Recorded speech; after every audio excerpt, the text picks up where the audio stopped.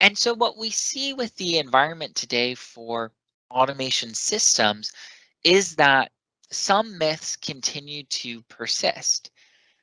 And things that we often hear are, for example, cyber attacks are only a concern for big companies.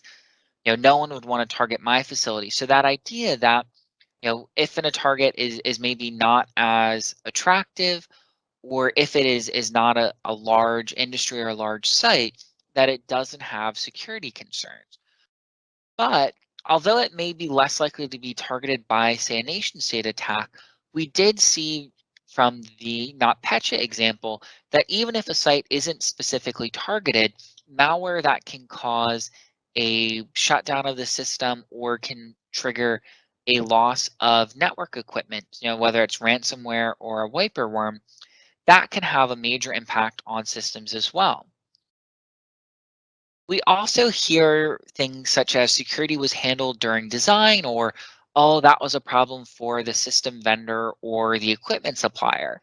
And so although there are security requirements that need to be met by the equipment suppliers and system integrators, there are also a lot of ongoing activities for cybersecurity that must be maintained by the asset owner or through ongoing support. And so those are really critical to ensuring the achieved security of the system. Another one that we often hear is my system is totally secure because it's air gap or isolated from the network, from an internet connected network or the business network. What we see here is kind of one of two things. So the first is that even with the Stuxnet attack, although the system was air gapped, attackers were still able to gain access to the network through the use of USBs and still cause a compromise that way. Alternatively, we're seeing that with the growing connections of today's systems, it's really difficult to maintain a truly air gap system. And more of these systems are becoming connected, potentially in ways that sites may not be fully aware of. And so really checking that assumption of the air gap and making sure that security is still looked at is critical. Another common one we hear is security by obscurity, or the idea that using legacy systems that are less common makes the system more secure by default. And we see that really this correlates to using systems that can no longer be patched. And so if there are any known exploits or vulnerabilities for those systems, there's no way in which the site can protect against them.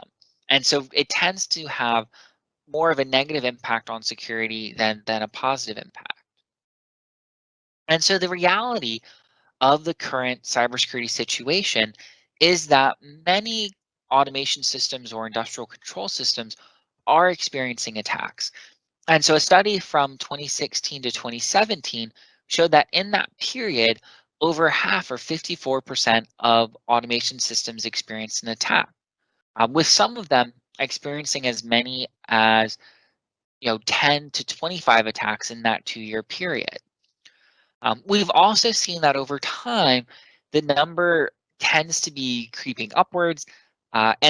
This repeated study by the same group showed that in 2019 to 2020, that this number was over 60% of automation systems had seen an attack.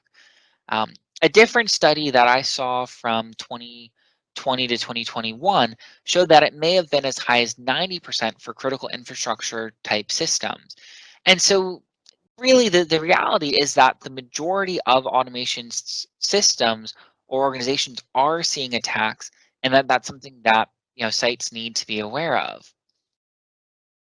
And part of the reason we're seeing so many attacks is many automation systems are poorly protected against cybersecurity considerations and may be very widely exposed to cybersecurity concerns. We're also seeing that organizations may not be as ready and really able to respond effectively to cybersecurity incidents when they occur. And then the last trend is that sophisticated tools are becoming more available even for unskilled hackers.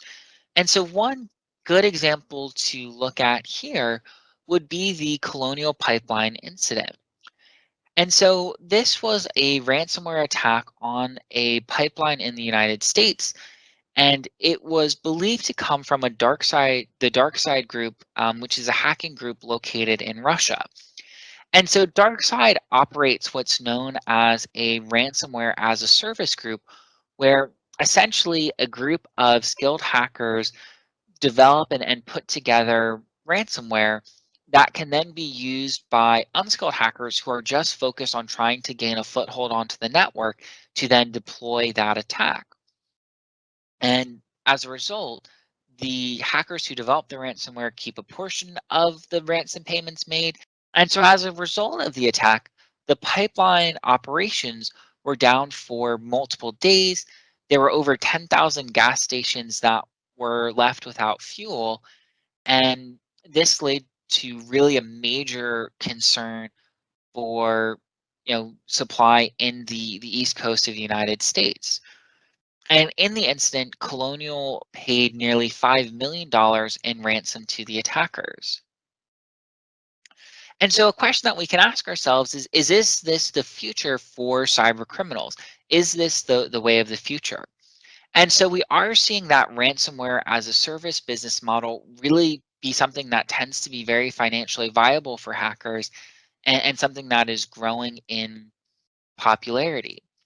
And so for the dark side group, the typical ransom demand ranged from 200,000 to 20 million in what they were asking for as a payment. And another kind of adder is that it wasn't just that the information was encrypted and that the site couldn't gain access to it. They also stole information from the site and had the threat to release that if the ransom wasn't paid. And so they call that essentially double extortion, in that there are two different pressure points that the attackers are leaning on in order to receive that ransom payment. And so from what they know is that the criminals made at least 90 million in ransom payments from the extortion, but also that after the Colonial attack, that there was more of a say offensive action from security agencies within the United States in an attempt to disrupt their activities.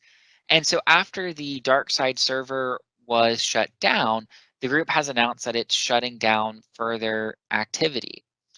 And so it's interesting to think about, is this the path that cyber criminals will take in the future?